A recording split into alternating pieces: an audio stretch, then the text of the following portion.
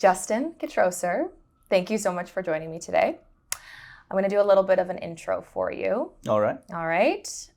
You have not only co-founded Knightsbridge Park, a digital real estate marketing firm, you are also co-founder and CEO of LX Collection, a platform connecting remarkable properties to a global audience in an uncompromised way, serving buyers, brokers, and developers. Did I get that right? Yep. Sort of? Absolutely. It's a good intro. Okay.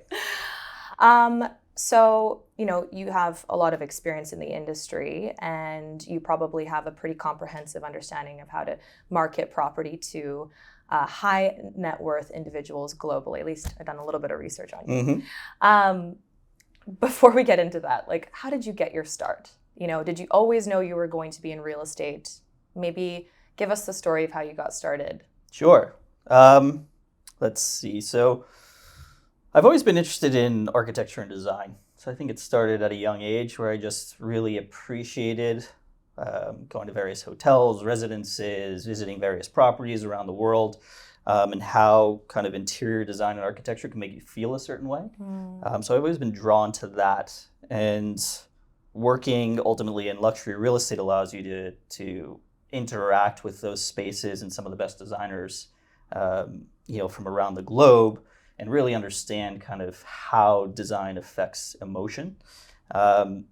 So that's kind of the undercurrent of everything that interests me, design, architecture, the built space. As far as how I got started, it was actually a year after I graduated from college. I actually started as a golf pro right out of college. I went to University of Miami.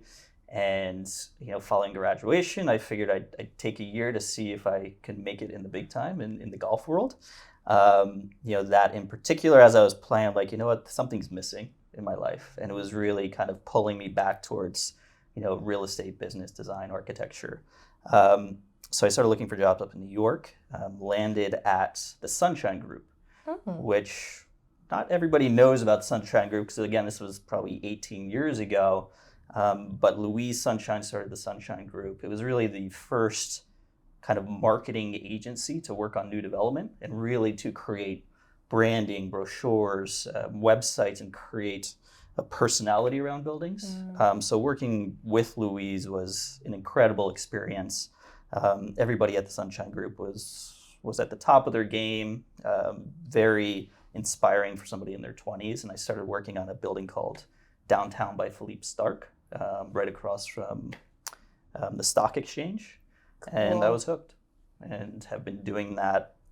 I worked in that space, with the Sunshine Group, which ultimately merged with Corcoran to become the Corcoran Sunshine Group. I was going to ask. Yeah.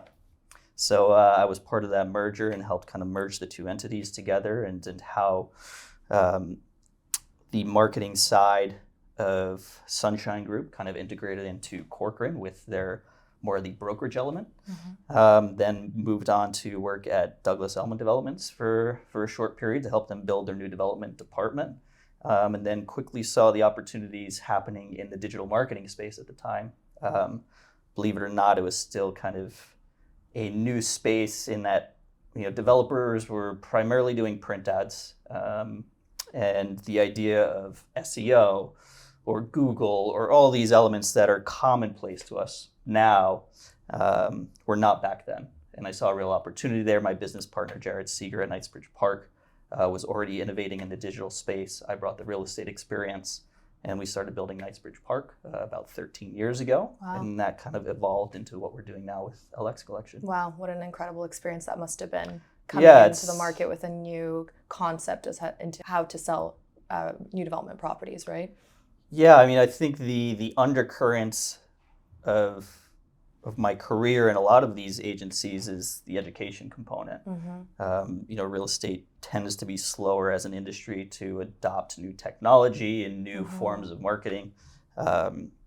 So a lot of my career and our companies have been educating the development community and marketing and sales teams on how to utilize new technology and new marketing tactics that are yet to be fully adopted into the industry. Well, okay, let's fast forward to now, and you founded LX Collection. Can we hear a little bit more about that?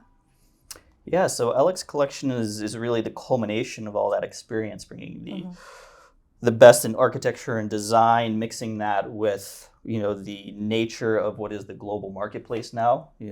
Real estate is no longer localized. I think we've all seen a tremendous shift during COVID, but even before then, especially in New York City, the international audience has always been part of the fabric of New York. But every marketplace now relies, at least to some extent, on the international audience. So we wanted to build a platform that allowed new development to shine, for architects, designers to be part of the story, and to really bring the community of new development, which is so different than what is portrayed on other aggregator sites that try to be everything to everyone. Really honing in on what makes new development special. And bringing that to a global audience. Yeah, you've done a fantastic job Nice. doing that. Thank Truly you. unique way to show off those properties in a Thank way you. that's complementary to them. Mhm. Yeah. No, I agree. I mean, we all know real estate hasn't always been like ahead of the tech curve, but it's advancing. There's a select group of us who are starting to challenge that. We're thinking ahead. Mm-hmm. Now, where's LX Collection headed next? Is that something that we can talk about, or? The things we can talk about is the Yeah. expansion of LX Collection. So we're just coming off a successful trip in Vancouver, and we'll be opening that market up over the next 6 weeks or so, kind of adding new properties each week. We are going to be heading to London next week to start opening the London market. So this phase of LX Collection is still continuing to build the inventory for consumers and making connections with developers, and really, again, educating the development and agent community on what we're trying to accomplish and where we're going. The next phase, which we can't speak too much about yet, is really bringing those technology elements to the platform. So now that we have the inventory and the finest properties around the globe and the consumers coming to the site, how do we start facilitating more interaction, more elements of what everyone is coining as Web3. Okay, so we'll hopefully talk about that more next time then. Yeah, absolutely. We'd love to.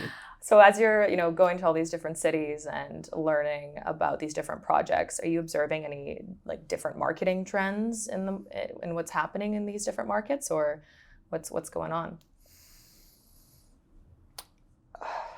I wouldn't say there's tremendously new marketing tactics taking place right now. I think we're on the point of the adoption curve where most properties have now integrated what was new at the time, i.e. 3D, tours of buildings when you go to sales centers, social media campaigns that are really, content forward, video photography, kind of creating this living and breathing personality for a building digitally.